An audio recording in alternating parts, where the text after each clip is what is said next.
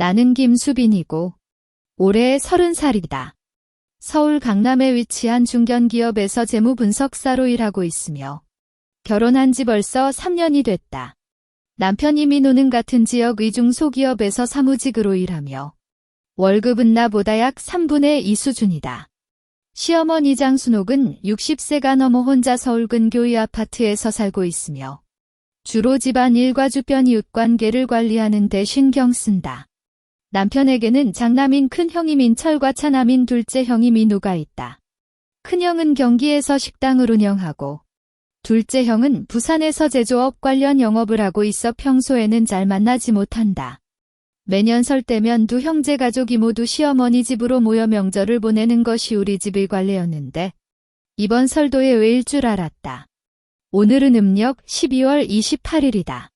시어머니는 거실 테이블에 세트 과자, 과일, 명절 용식 재료 등을 펼쳐놓으며 연유 준비를 하고 있었다. 나는 그 옆에서 포장지를 펼쳐 과자를 담아주는 일을 도우고 있었다. 그때 시어머니가 손을 잠시 멈추고 나에게 살짝 돌려 말했다. 수빈아, 올해 형과 이 형 가족들도 온다고 하던 이 살림집이 정말 좁아질 것 같아. 넌 우리 사람이라 억울해도 이번엔 서울서 혼자 명절 지내는 게 어때? 집에 와서도 붐비고 그래. 그 말을 듣자 나는 손의 움직임이 잠시 멈췄다. 하지만 표정에는 아무 변화도 보이지 않게 노력했다. 나는 결혼 이후 매년 설마다 시어머니 집으로 와 모든 준비 과정을 도왔고 설날 저녁 식사도 내가 주로 담당했었다. 게다가 매달 월급을 받으면 나의 급여카드로 집 안식비, 전기세, 수도세, 인터넷 비용 등 대부분이 가정경비를 지불했으며 남편의 월급은 그의 개인 지출과 저축으로 사용됐다. 이때 남편이 민호가 방에서 나와 커피를 마시며 시어머니의 말에 동조했다. 그래, 수빈아. 너가 와도 정작 자는 곳도 없고 비행기 표도 설 때면 정말 비싸잖아. 그냥 서울서 편안히 쉬는 것도 좋을 거다. 그의 말을 듣자 나의 심장이 갑자기 차갑게 식어버렸다. 결혼 3년 동안 나는 집안일을 대부분 혼자 담당했고 월급의 70% 이상을 가족에 지원했지만 이제 가족이라는 이름으로 나를 먼저 버리는 거였다.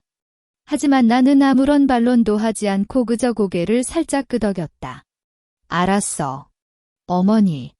그럼 이번엔 서울서 혼자 지내겠다. 시어머니와 남편은 나의 응답에 크게 의아해하지 않고 다시 명절 준비에 열중했다. 나는 과자 포장을 끝내고 저녁 준비하러 주방에 갈게요라고 말하며 침실로 잠시 돌아갔다. 침실 안에서 휴대폰을 꺼내보니 이미 3일 전에 시어머니 집으로 가는 비행기 표를 예약한 기록이 보였다. 손가락으로 스크린을 만지며 나는 속으로 생각했다. 이 집에서 나는 그저 유용한 외인일 뿐이구나. 그들은 나의 기여를 받으면서도 진심으로 나를 가족으로 받아들인 적이 없었다. 휴대폰을 넣고 팔에 차고 있던 팔찌를 만지다가 잠시 생각에 잠겼다. 이 팔찌는 결혼할 때 어머니가 나에게 준 것으로 항상 스스로를 아끼고 절대 누구에게 억울해하지 말라는 말과 함께 주셨다. 오늘 이 팔찌를 만진 이 어머니의 말이 귀에 다시 들린다. 나는 침대에 앉아 눈을 감았다. 그리고 조금씩 속으로 계획을 그리기 시작했다. 내 가족이 아니라고 하니까 이제 이 집에 더 이상 내 모든 걸 바치지 않아도 된다. 침실에서 잠시 마음을 가다듬은 뒤 나는 다시 표정에 아무 일 없이 거실로 나갔다. 시어머니는 여전히 과자와 과일을 정리하며 명절 장사 리스트를 외우고 있고 남편은 거실 소파에 앉아 스마트폰 게임을 하고 있었다. 어머니, 저녁으로 무엇을 해드릴까요? 오늘 시장에 갔다가 갓 잡은 명태를 싸왔어요. 나는 주방으로 갈 때 시어머니에게 편안한 톤으로 물었다. 이런 모습이 평소와 다르지 않기 때문에 시어머니는 별 의심 없이 그런 명태구이 해주고 우리 민호가 좋아하는 불고기도 좀 만들어라고 대답했다. 주방에 들어가면 냉장고를 열고 명태를 꺼냈지만 손은 휴대폰을 꺼내 은행 앱을 실행했다. 나의 급여 계좌에는 지난 3년간 저축하니 800만 원이 남아 있었다. 이 돈은 나가 매달 가정경비로 쓰고 남은 금액을 모은 것이며 남편은 이 계좌의 존재를 알고 있지만 구체적인 금액은 모르고 있었다. 문서 먼저 500만 원을 어머니의 계좌로 이체했다. 어머니는 제주도에서 작은 식당을 운영하고 계시는데 최근리 모델링 비용 때문에 돈이 좀 부족하셨다. 이 돈을 보내는 건 어머니를 돕는 의도도 있지만 더 중요한 건 이 집에서 내 자산을 보호하는 첫 단계였다. 이체할 때 여성가족부 지원금이라는 메모를 남겼는데 이는 나중에 필요할 때 법적 근거로 사용할 수 있도록 하기 위함이었다. 이체가 완료되자 나는 즉시 은행 콜센터에 전화했다. 저는 김수빈이고 제 계좌에 연결된 부카드 2장을 모두 해지하고 싶습니다. 그리고 자동이체 설정도 전부 취소해 주세요. 상담원이 부카드 사용자 이름을 말씀해 주시겠어요? 라고 묻자 나는 이민호와 장순옥입니다라고 명확히 답했다. 남편의 부카드는 주로 카페나 편의점에서 개인 지출로 사용했고 시어머니의 부카드는 집안 식료품 구매에 쓰였다. 이 2장의 카드가 해지되면 그들에게 돈을 쓰는 통로가 막히는 것이다. 상담원이 모든 설정을 변경하시겠습니까? 변경 후에는 즉시 적용됩니다라고 다시 확인하자 나는데 당장 정용해 주세요라고 단호히 말했다. 통화가 끝나면 결제 비밀번호도 변경했다. 기존 비밀번호는 남편이 생년월일이었는데 이제는 나와 어머니의 생일을 합친 새로운 번호로 바꿨다. 이렇게 하면 나의 계좌에 접근할 수 있는 유일한 사람은 나 혼자가 된다. 모든 금융 작업이 끝나자 나는 어머니에게 전화했다. 엄마, 아까 500만 원을 보냈어요. 식당님 모델링에 쓰세요. 그리고 31일 저녁 제가 제주도에 갈 거예요. 엄마랑 아빠랑 명절 보고 싶어요. 어머니는 수빈아, 왜 갑자기? 설 때면 민호 집에 가는 거 아니었어? 라고 놀란 목소리로 묻자 나는 민호가 출장이 생겼어요. 그래서 제주도에 갈게요라고 속여 말했다. 지금은 아직 세부 계획을 말하기는 이른 시기였다. 어머니와 통화를 끝내고 나는 제주도 가는 비행기표를 검색했다. 12월 31일 오후 2시 출발하는 퍼스트 클래스 석을 예약했고 제주도에서 유명한 온천 리조트도 함께 예약했다. 리조트에는 2인 가족 설날 저녁 식사 셋도 포함되어 있어서 어머니와 아버지와 함께 든든한 저녁을 먹을 수 있을 것이다. 이 모든 준비를 휴대폰으로 끝낸 뒤 나는 다시 명태를 씻어 구이를 준비했다. 불고기도 잘 썰어 양념을 하며 주방일을 마쳤다. 저녁 식사를 할 때 시어머니는 수빈아, 내일 시장에 갈 때 김치랑 젓갈 좀 사와. 형들 가족들이 좋아하잖아라고 말했고 나는 알았어 어머니. 내일 출근 전에 사다 드릴게요라고 웃으며 응했다. 그들은 아직 모른다. 이 모든 평범한 대화와 행동이 곧 그들에게 닭 칠파국을 위한 마지막 준비일 뿐이라는 사실을. 이른 아침 7시. 나는 평소보다 1시간 일찍 일어났다. 침실 창문을 열면 겨울 새벽에 차가운 공기가 불어들어왔고 거실에서는 시어머니가 라디오를 듣는 소리가 들렸다. 나는 팔찌를 살짝 만지고 옷을 입은 뒤 주방으로 갔다. 어머니, 좋은 아침입니다.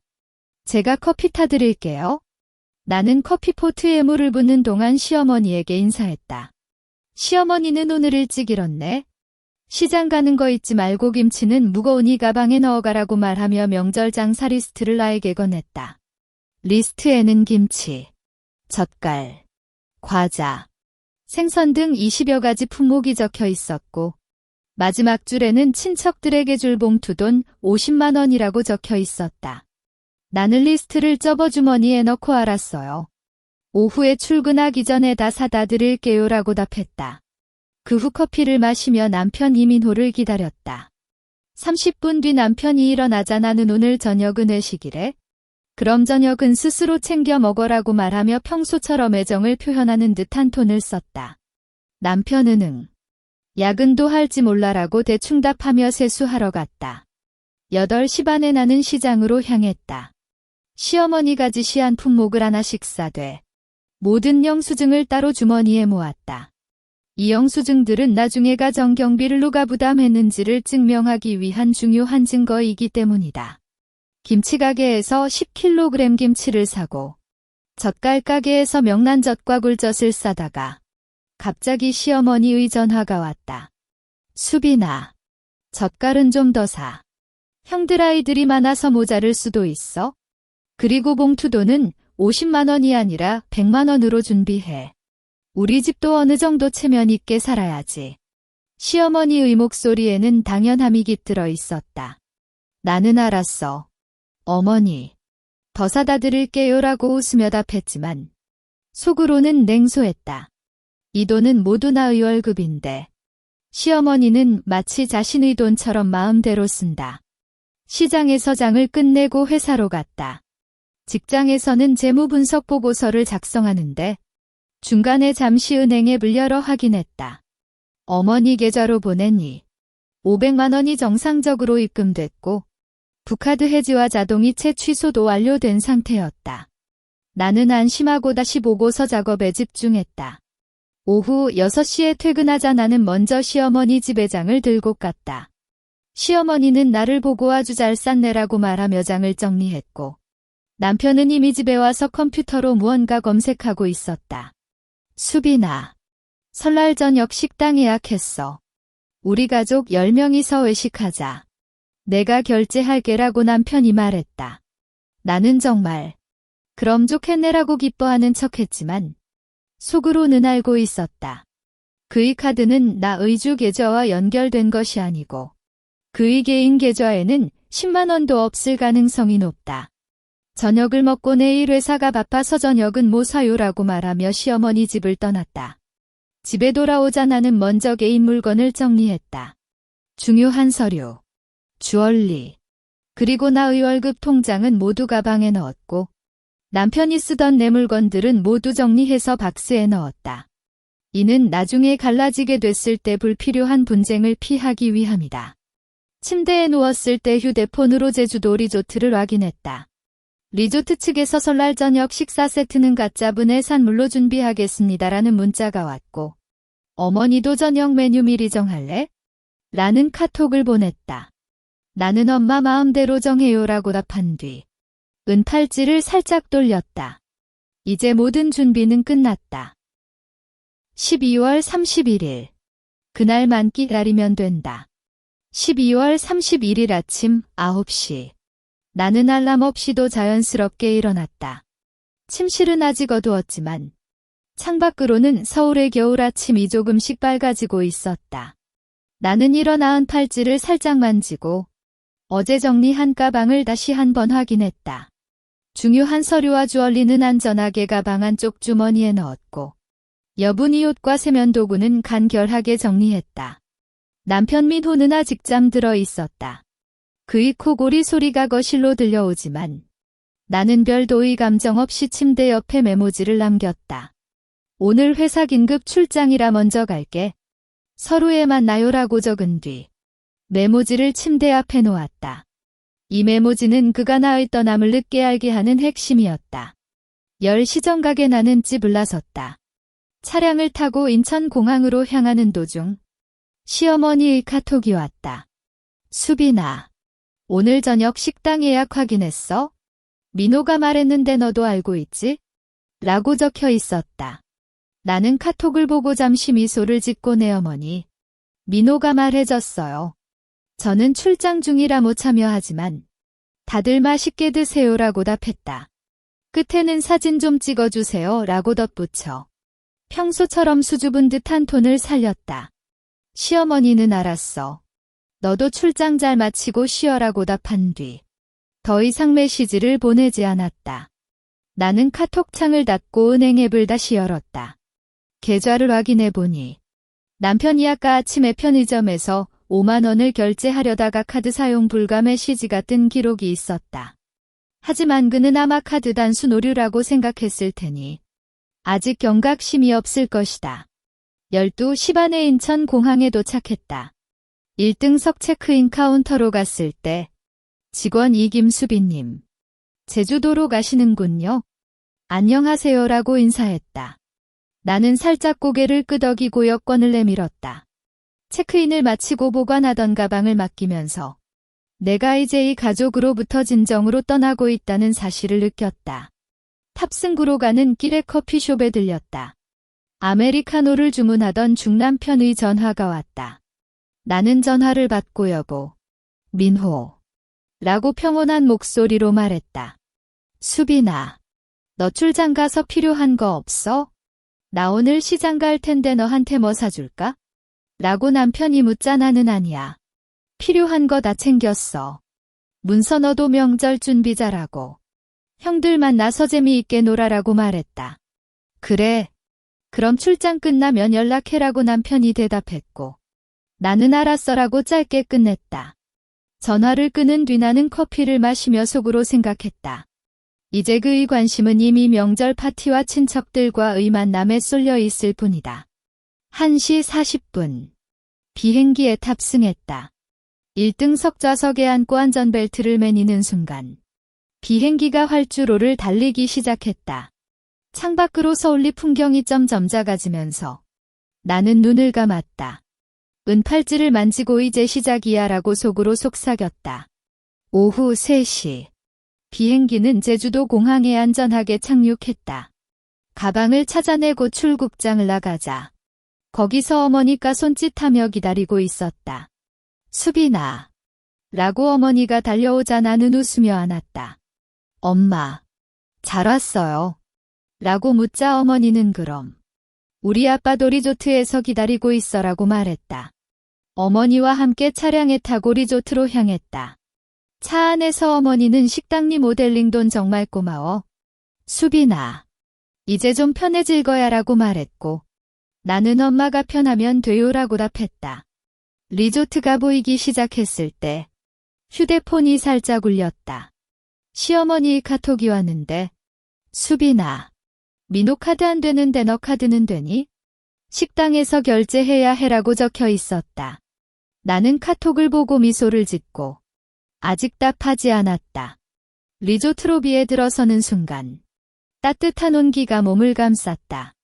로비 중앙에는 크게 장식된 크리스마스 트리가 서 있고 주변에는 해변 풍경을 담은 사진들이 걸려 있었다. 아버지가 로비 소파에서 신문을 읽고 계셨는데 나를 보자 기뻐하며 일어났다. 수빈아. 잘 왔네. 몸은 안 아프지? 아버지는 나의 어깨를 살짝 두드리며 물었다. 나는 내 아빠. 잘 왔어요. 비행기 또 편안했어요 라고 답하며 함께 리조트 방으로 갔다. 방은 바다를 보는 프리미엄 룸이었고 침대와 거실이 분리되어 있어 넓고 편안했다. 저녁은 7시에 식당에서 해산물 세트로 예약했어. 갓 잡은 문어랑 홍게, 참치도 준비되어 있다고 하더라라고 어머니가 방안을 둘러보며 말했다. 나는 창문을 열어 바다를 바라봤다. 파란 바다와 하늘이 이어지는 모습을 보니 서울에서 받았던 스트레스가 조금씩 녹아갔다. 휴대폰을 꺼내보니 시어머니의 카톡이 또 왔다. 수빈아. 왜 답하지? 민호 카드 안 되고 내 카드도 안 되는데. 너 계좌 문의라도 생겼어? 식당에서 결제해야 하는데 급해. 문자 뒤에는 긴장감이 느껴졌다. 나는 지금 샤워하려는데 나중에 전화할게요 라고 짧게 답한 뒤 휴대폰을 거실 테이블에 놓고 샤워를 갔다. 샤워를 마치고 옷을 갈아입었을 때 휴대폰이 터질 것처럼 울렸다. 시어머니의 전화였다. 나는 잠시 숨을 고르고 전화를 받았다. 여보세요. 어머니. 수빈아. 너 대체 뭐 하는 거야? 지금 당장 왜 카드 안 되는 거야? 시장에서 물건 사려는데 카드 안 되니까 선불로 다 내야 됐고 식당에 가면 결제할 돈도 없어. 일가족이 이렇게 모인 건 몇 해에 한 번인데 이러면 어떡해. 시어머니의 목소리는 격렬하게 떨렸다. 나는 어머니와 아버지가 거실에서 차를 마시고 있으니 목소리를 살짝 낮췄다. 어머니. 카드가 안 된다는 거요? 제가 지난번에 부카드 해지하고 자동이체도 취소했어요. 결국 어머니가 수빈은 우리 사람이라 억울해도 혼자 명절 지내라고 말씀하셨어요. 그럼 제 돈은 제 가족인 엄마랑 아빠를 위해 쓰는 게 맞지 않나요? 너 뭐라고 했어? 해지했다. 너 이게 뭔 짓이야. 그 돈은 우리 가정 경비로 모은 거 아니야. 너 어떻게 감히 독단적으로 해지해. 시어머니의 목소리가 더 높아졌다. 나는 팔찌를 살짝 만지며 계속 말했다. 어머니. 결혼 3년 동안 제 월급의 70% 이상을 우리가 전경비로 썼어요. 민호의 월급은 거의 그대로 저축했거나 개인 지출로 쓰셨어요. 그런데 설대 면제가 혼자 떨어지는 건 공평한 건가요? 전화 저쪽에 잠시 침묵이 흘렀다. 그 후에 남편 이민호의 목소리가 들렸다. 수빈아, 너 제정신이야? 카드 왜 해지했어? 지금 식당에서 10명분 예약했는데 결제 안 되면 어떡해? 너 빨리 카드 썰 정다시 받고. 민호, 너도 그날 어머니 말에 동조했잖아. 문서 수빈 이와도 분비 고비 행기표도 비싸라고.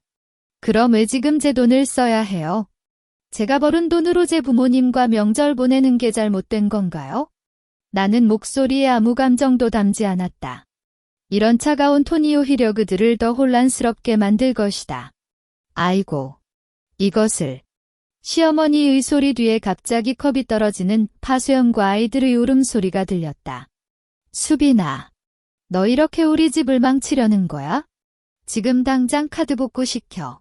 안 그러면 단그러면 민호가 제주도로 갈게. 그럼 와도 됩니다. 하지만 카드는 복구하지 않을 거예요. 어머니, 명절 잘 보내세요.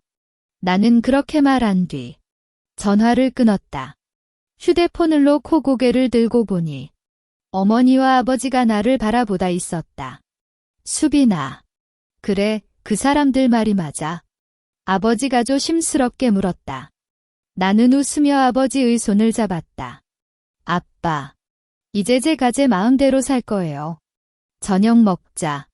맛있는 해산물 기다리잖아요. 어머니는 눈물을 닦으며 우리 수빈이 힘들었구나라고 속상였다. 나는 그들의 손을 잡고 오랜만에 진심으로 웃었다. 하지만 속으로는 알고 있었다. 이건 아직 시작일 뿐이다. 저녁 식당으로 가는 길에 제주도의 밤바람이 살짝 불렀다. 어머니는 옆에서 나의 어깨에 겉옷을 걸어주며 추우니까 잘 입고 다녀라고 말했고, 아버지는 내일 아침 일찍 바다에 가서 갯벌놀이도 해보자라고 기분 좋은 톤으로 제안했다. 나는 그들의 말에 웃으며 끼고 있던 팔찌를 살짝 돌렸다. 이런 평온함이 정말 오랜만이었다. 식당은 리조트 1층에 위치했고 창문을 통해 바다가 보이는 자리로 안내받았다. 웨이터가 메뉴판을 내밀며 예약하신 해산물 세트 바로 준비하겠습니다라고 말했다. 잠시 후 대형 해산물탕과 구운 문어, 신선한 홍게가 차려졌는데 아버지는 기뻐하며 이런 게 진정한 명절이지라고 말하며 술을 다셨다. 우리가 식사를 시작하려는 순간 나의 휴대폰이 울렸다. 남편 민호의 카톡이었다. 수빈아, 너 정말 제주도에 있냐? 어머니가 혼란스러워하는데 나 지금 공항으로 갈 거다. 제주도에서 만나서 얘기하자. 문자 뒤에는 긴장과 분노가 섞인 느낌이었다. 나는 카톡을 보고 잠시 미소를 짓고 엄마, 아빠, 민호가 제주도로 올 거래요. 내일 만나서 얘기하려고라고 말했다. 어머니는 그럼 너 괜찮아? 그 사람 하나 쓸 텐데라고 걱정하며 물었지만 나는 괜찮아요. 이제는 제가 주도할 거예요라고 단호히 답했다. 그럼 너가 만나기 편한 곳에 호텔 좀 예약해주세요. 내가 갈게라고 남편에게 카톡을 보냈다. 곧바로 알았어. 빨리라는 답장이 왔고 나는 리조트 인근의 가격이 저렴한 비즈니스 호텔을 예약했다. 이 호텔은 편의시설이 거의 없고 방도 좁지만 이는 그에게 이제 너의 상황이 바뀌었다는 신호를 주기 위함이었다. 호텔 예약 확인 번호를 남편에게 보내고 다시 식사를 이어갔다. 아버지는 수빈아, 앞으로 어떻게 할 거야? 그냥 계속 이렇게 갈 거냐? 라고 묻자 나는 아빠. 제가 결혼 3년 동안 모은 영수증과 은행 거래 내역서를 다 챙겨왔어요. 가정 경비를 누가 얼마나 냈는지, 그들이 제 돈을 어떻게 썼는지 다 증거가 있어요. 내일 민호랑 얘기할 때 이걸 보여줄 거예요라고 말했다. 어머니는 그래도 너 너무 강하면 안 돼. 그 사람이 폭력적으로 행동할 수도 있어라고 걱정했지만 나는 엄마, 걱정 마세요. 제주도에 왔으니 경찰서도 가깝고 리조트 직원들도 도와줄 거예요. 게다가 제가 잘 준비했어요라고 말하며 안심시켰다. 저녁 식사를 끝내고 리조트 방으로 돌아온 뒤 나는 가방에서 영수증과 은행거래 내역서를 꺼냈다. 테이블에 펼쳐보면 매달 식비, 전기세, 수도세, 그리고 시어머니가 친척에게 준 선물비, 남편이 친구랑 마시는 술값까지 나의 카드로 결제한 기록이 모두 있었다. 이 모든 건 나의 돈이 가족에 쓰인 게 아니라 그들 개인의 욕심을 채우는 데 쓰였다는 증거였다. 휴대폰을 보니 시어머니의 카톡이 또 왔다. 수빈아, 내가 잘못했다. 다음부터는 너를 잘 대해줄게. 카드 좀 복구시켜줘. 친척들이 다 떠나고 있어라고 적혀 있었다. 나는 이 카톡을 보고 냉소했다. 이제 와서 사과하는 건 너무 늦었다. 내일 민호랑 얘기한 뒤에 나중에 얘기하세요라고 짧게 답한 뒤 카톡 창을 닫았다. 침대에 누웠을 때 바다의 소리를 들으면서 나는 잠시 생각에 잠겼다. 내일 만나면 민호가 어떤 표정을 보일지, 어떤 말을 할지 상상했다. 하지만 나는 더 이상 두렵지 않았다. 은팔찌를 만지고 이제 제 차례야라고 속으로 속삭인 뒤 눈을 감았다. 새벽 2시에 휴대폰이 살짝 울렸다. 남편이 카톡이었다. 낮에 주도 공항에 도착했어. 호텔 주소 알려줘라고 적혀 있었다. 나는 지도에 찍어 보냈어요. 내일 오후 2시에 리조트 로비에서 만나자라고 답했다. 그 후 다시 잠들었다. 이제 모든 건 내가 준비한 대로 흘러갈 것이다. 아침 9시에 자연스럽게 일어났다. 창밖으로는 햇살이 바다에 반사되어 반짝이고 있었고 거실에서는 아버지가 라디오로 뉴스를 듣는 소리가 들렸다. 나는 침대에서 일어나 은팔찌를 살짝 만지고 오늘 만날 남편 민호에 대한 준비를 다시 한번 확인했다. 가방에서 어제 정리한 증거물을 꺼냈다. 첫째는 3년간의 은행 거래 내역 복사본으로 매달 나의 급여가 입금되고 가정경비로 지출되는 기록이 명확히 적혀 있었다. 둘째는 매년 명절장 사영수증 모음으로 작년 설 때 50만 원어치의 과자와 음료를 싸간 영수증, 이번 설을 위해 30만 원어치의 젓갈을 구매한 영수증도 포함되어 있었다. 셋째는 남편이 나의 부카드로 개인 지출을 한 기록으로 카페에서 매일 아침 커피를 싸는 비용, 친구와 술을 마시는 비용, 심지어 게임 아이템 구매 비용까지 모두 있었다. 이 증거물을 파일에 정리한 뒤 나는 샤워를 하고 편안한 스웨터와 바지를 입었다. 어머니가 주방에서 아침 식사를 준비하니 나는 도와주며 오후 2시에 민호랑 만나요? 엄마, 아빠는 그때 쇼핑이나 해요라고 말했다. 어머니는 그럼 너 혼자 괜찮아. 그 사람이 말 안 듣고 심술낼 수도 있어라고 걱정했지만 나는 괜찮아요. 증거도 다 챙겼고 제가 할 말도 준비했어요라고 안심시켰다. 아침 식사를 끝내고 어머니와 아버지는 리조트 근처 쇼핑몰로 나갔고 나는 방에서 잠시 책을 읽다가 오후 1시 반에 로비로 내려갔다. 로비 소파에 앉아 휴대폰을 보는 순간 남편의 카톡이 왔다. 나 로비 앞에 왔어. 어디야? 라고 적혀 있었다. 나는 로비 안에 있어? 왼쪽 소파로 와라고 답한 뒤 고개를 들었다. 로비 문이 열리자 남편 민호가 들어왔다. 그는 면티에 청바지를 입고 눈 밑에는 깊은 죽은 깨가 있었고 머리도 엉망이었다. 아마도 어젯밤에 잠도 못 자고 왔을 것이다. 그는 나를 보고 달려와 소파에 앉았다. 수빈아, 너 정말 왜 이러는 거야? 어머니가 홀로 오는 거 봤어? 친척들도 모두 실망해서 떠났고 식당 비용도 못 내고 빚을 졌어. 나는 그의 목소리가 커지는 걸 무시하고 앞에 놓인 파일을 열었다. 민호, 먼저 이걸 봐. 이건 지난 3년간 제급여 계좌 거래 내역이야. 매달 제급여 450만 원 중 320만 원을 가정경비로 썼고 나머지는 저축했어. 하지만 너의 급여 300만 원은 매달 250만 원을 저축했고 50만 원만 개인 지출로 썼지? 그럼 이 가정경비는 누가 봤어? 남편은 파일을 살펴보며 얼굴이 점점 창백해졌다. 그건 왜냐? 나도 저축하려고. 그리고 너가 벌 많잖아. 라고 변명하려 했지만 나는 다음 증거를 내밀었다. 이건 이번 설장 사용 수증이야. 김치 10kg, 젓갈 5종, 과자 세트 10개. 모두 제 카드로 결제했어. 총 85만 원이야. 그리고 이건 너의 부카드 사용 기록이야. 지난달 카페 비용 12만 원, 술값 15만 원, 게임 아이템 8만 원. 이건 가정 경비가 아니잖아. 그건. 남편은 말을 잇지 못하고 입을 떼었다. 나는 목소리를 살짝 높여 계속 말했다. 민호. 결혼 3년 동안 나는 집안일을 대부분 혼자 담당했고 월급의 70% 이상을 가족에 썼어. 하지만 설 때면 수비는 혼자 있어라고 말했고 너도 그 걸동조했어. 그럼 지금 왜 제 돈으로 해? 제가 벌어온 돈으로 제 부모님과 명절 보내는 게 잘못된 건가? 남편은 머리를 떨며 하니 그건 아니었어. 그냥 어머니 말에 따라 그리고 나도 너를 버리려 한 건 아니었어라고 속삭였다. 나는 파일을 닫고 그의 눈을 직쳐봤다. 그럼 이제 어떻게 할 거야? 너는 이제 가정경비를 제대로 부담해야 하고 제가 이전에 쓴 돈 중 일부는 돌려받아야 해.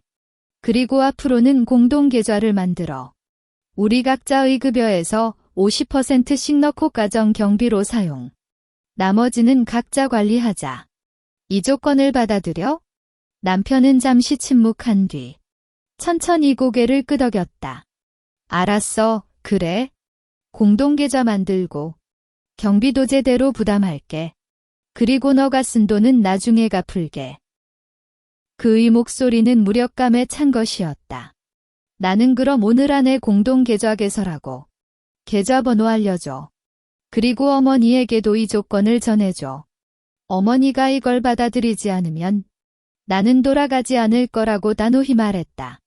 남편은 알았어라고 다시 고개를 끄덕이며 휴대폰을 꺼냈다. 그가 은행 앱을 실행하려는 순간 나의 휴대폰이 울렸다. 시어머니의 전화였다. 나는 살짝 미소를 짓고 전화를 받았다. 여보세요. 어머니. 전화를 받자마자 시어머니의 목소리가 들렸다. 하지만 이번엔 이전처럼 격렬하거나 분노한 톤이 아니었고 오히려 약간 주저리는 느낌이었다. 수빈아, 민호가 말했어. 공동계좌 만드는 거.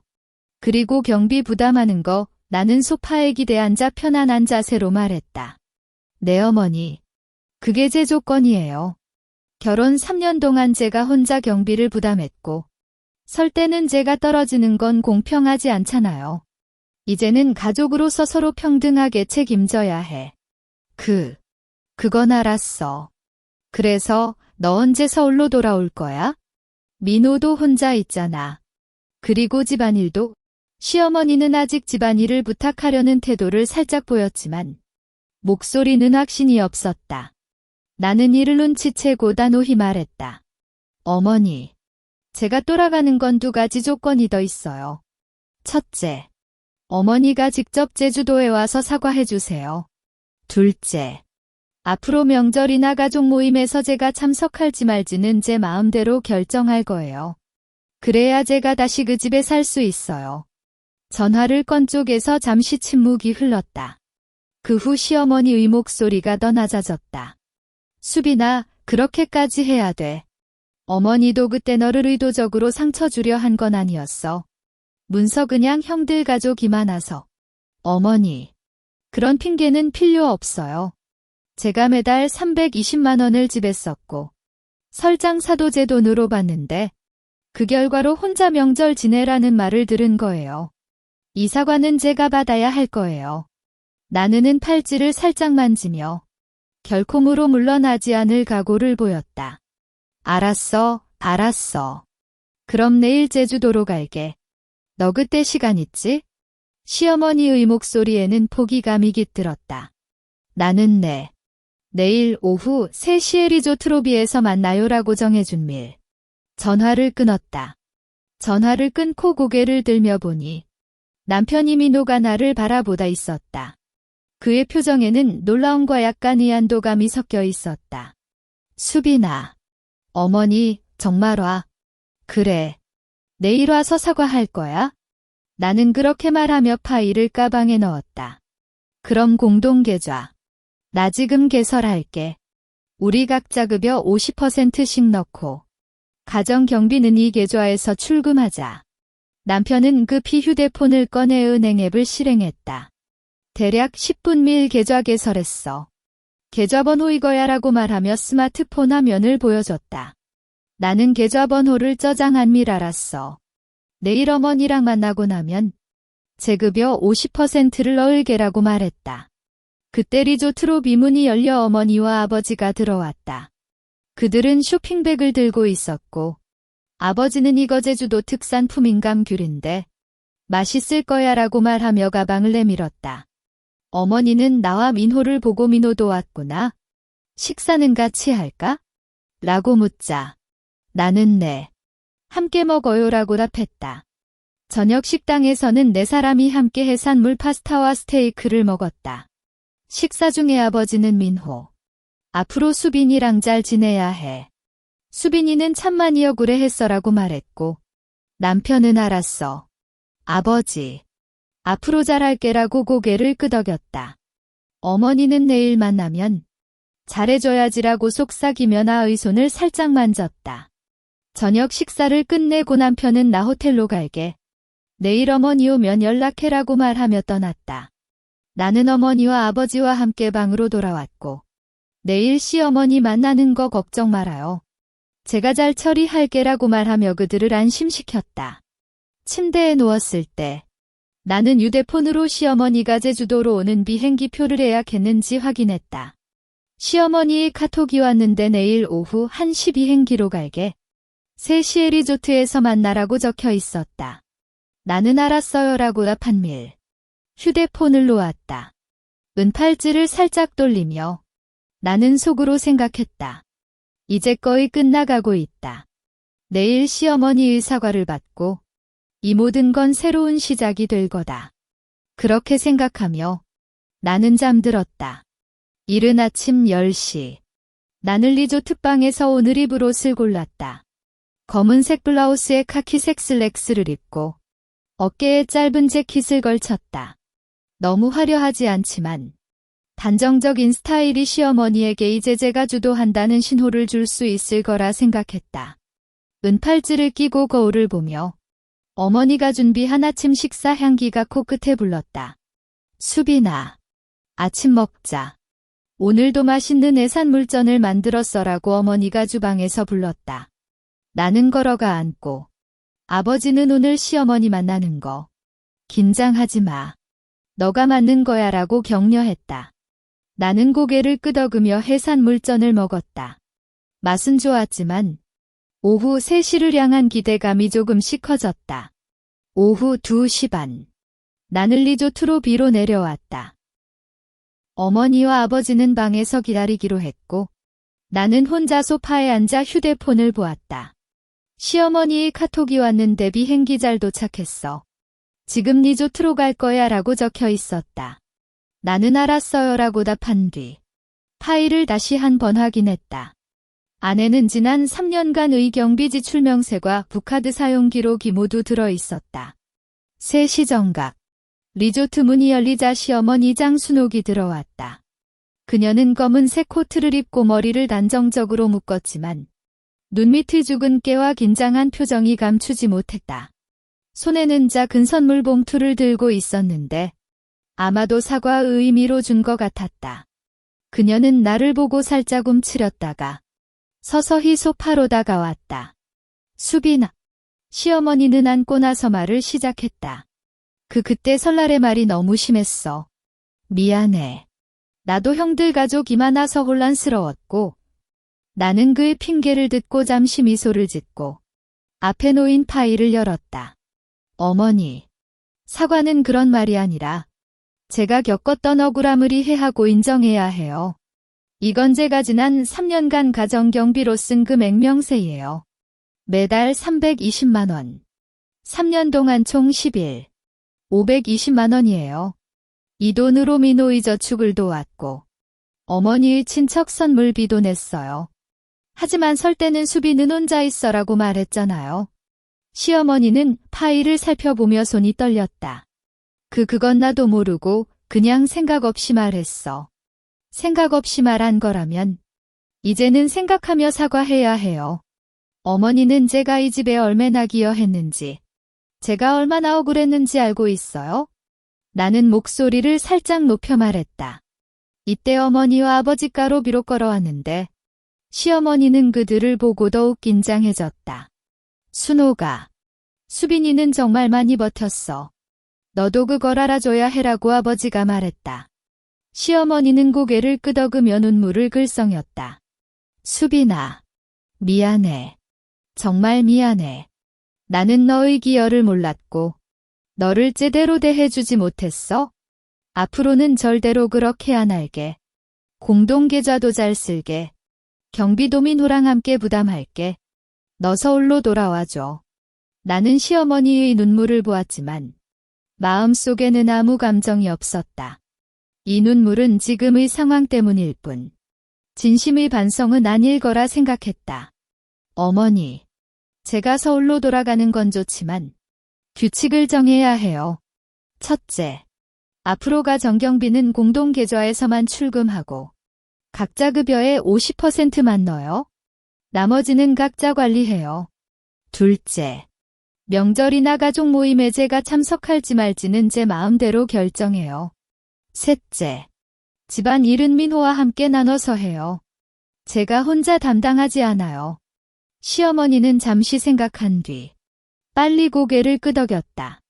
알았어. 모두 너 말대로 할게. 그래서 너 돌아와줘. 그럼 내일 서울로 갈게요. 하지만 어머니, 이 규칙을 어기면 제가 다시 떠날 거예요. 이번엔 결코 돌아오지 않을 거예요. 나는 단호히 말하며 파일을 닫았다. 시어머니는 알았어. 절대로 어기지 않을게라고 속삭였다. 그때 남편 이민호의 카톡이 왔는데 어머니 만났어? 잘 됐어. 라고 적혀 있었다. 나는 내일 서울로 갈게요라고 답한 뒤 휴대폰을 넣었다. 시어머니는 그럼 나도 오늘 호텔로 갈게. 내일 함께 서울로 가자라고 말하며 일어났다. 나는 그녀가 떠난 뒤 어머니와 아버지의 손을 잡았다. 엄마, 아빠, 다 끝났어요. 이제 제가 원하는 대로 살 수 있을 거예요. 어머니는 눈물을 닦으며 잘 됐다. 수빈아라고 말했고 아버지는 고개를 끄덕였다. 나는 창밖의 바다를 바라보며 은팔찌를 만지다가 속으로 이제 진정한 자유를 얻었어라고 속삭였다. 이튿날 아침 10시 제주도 공항에서 시어머니, 남편, 그리고 나는 함께 서울 가는 비행기에 탔다.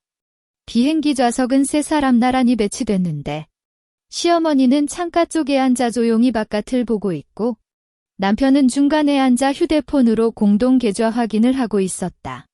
나는 통로 쪽에 앉아 은팔찌를 살짝 만지며 서울로 돌아가는 이 길이 과거의 나와는 다른 새로운 나의 시작임을 느꼈다. 수빈아, 집에 와서 뭐 먹을지 미리 생각해? 나 오늘 저녁 요리해줄게라고 남편이 살짝 돌려 말했다. 이런 말은 결혼 3년 동안 한 번도 들어보지 못한 것이어서 나는 단지 알았어라고 짧게 답했다. 시어머니는 이 대화를 듣고 살짝 고개를 돌렸지만 아무 말도 하지 않았다. 오후 12시 반. 비행기는 서울 공항에 착륙했다. 집으로 돌아가는 차 안에서 남편은 공동계좌에 오늘 내 급여 50%인 150만 원 넣었어. 수빈이도 넣을 시간 있으면 넣으라고 말하며 스마트폰 화면을 보여줬다. 나는 저녁에 넣을게라고 답했다. 시어머니는 집에 와서 세탁물 좀 빨래할게. 수빈아는 쉬어라고 말했는데 이는 예전의 수빈아. 세탁물 빨래해라는 명령과는 확연히 다른 톤이었다. 집에 돌아오자 나는 먼저 개인 방을 정리했다. 예전에는 남편이 물건이 대부분 차지했던 방이 이제는 나의 물건도 충분히 놓일 공간이 생겼다. 남편은 주방으로 들어가 식재료를 살펴보며 저녁 메뉴를 생각했고 시어머니는 세탁실로 가서 빨래를 했다. 나는 거실 소파에 앉아 휴대폰을 꺼내 어머니에게 잘 도착했어요 라는 카톡을 보냈다. 곧바로 잘 됐다. 수빈아, 앞으로도 자신있게 살아라는 답장이 왔고 나는 미소를 짓었다. 저녁에는 남편이 제육볶음과 계란말이를 만들었고 시어머니는 김치찌개를 끓였다. 식사 중에 시어머니는 다음 주 주말에 친척들 만나는 거 있는데 수비 나도 갈래? 안 갈래도 괜찮아라고 묻었다. 예전에는 수비나 주말에 친척 만나야 해라고 강요했지만 이제는 나의 의사를 묻는 식으로 바뀌었다. 나는 주말에 일이 있어서 못 갈 거예요라고 말했고 시어머니는 그럼 다음에 기회 있을 때라고 뒷게 넘겼다. 이후 한 달이 지났다. 공동계좌는 잘 운영되고 매달 나는 225만 원, 남편은 150만 원을 넣어 가정경비로 사용했다. 집안일은 나와 남편이 나눠서 해 나는 주말에 청소를 하고 남편은 주중에 세탁을 하며 시어머니는 주로 요리 도움을 줬다. 명절이나 휴일에는 시어머니가 수비나 같이 명절 보낼래? 라고 먼저 연락했고 나는 기분에 따라 참석하거나 거절했다. 어느 날 회사 동료 미나가 나에게 덜어놨어. 수빈 언니, 제 남편 이저 충만하고 가정경비는 나 혼자 부담하는데 어떻게 해야 해? 라고 눈물을 글썽이며 말했다. 나는 그녀에게 내 경험을 조심스럽게 덜어놨어. 미나야, 먼저 경비 지출 명세를 모아 그리고 공동계좌를 만들고 각자 급여의 일정 비율을 넣는 규칙을 세워. 너도 너의 권리를 지켜야 해. 미나는 나의 조언을 따라 공동계좌를 만들고 남편과 경비 부담 규칙을 정했다. 한 달 뒤 미나가 언니, 정말 고마워. 이제 남편도 경비를 잘 부담하고 나도 편해졌어라고 기뻐하며 말했을 때 나는 팔찌를 만지며 속으로 생각했다. 나의 경험을 통해 다른 여성도 도움이 될 수 있다는 건 정말 의미 있는 일이다. 오늘 저녁 시어머니가 내년 설에는 수비나 부모님도 불러와 함께 명절 보내자라고 제안했다. 나는 엄마랑 아빠한테 물어봐야 할 때 좋을 것 같아라고 웃으며 답했다. 남편은 그럼 저녁에 부모님께 전화해라고 말했다. 거실 창밖에는 서울의 밤 풍경이 펼쳐 있고 나는 팔찌를 살짝 돌리며 웃었다. 결혼 3년 동안 겪었던 억울함과 아픔은 아직 기억에 남아있지만 이제는 그걸 통해 나는 스스로를 알고 자신의 권리를 지킬 줄 알게 됐다. 나는 더 이상 누구의 속도에 맞추지 않고 자신의 마음대로 살아간다. 이는 단순히 가정에서의 승리가 아니라 나 자신을 찾은 승리였고 앞으로는 이 길을 계속 걸어갈 것이다.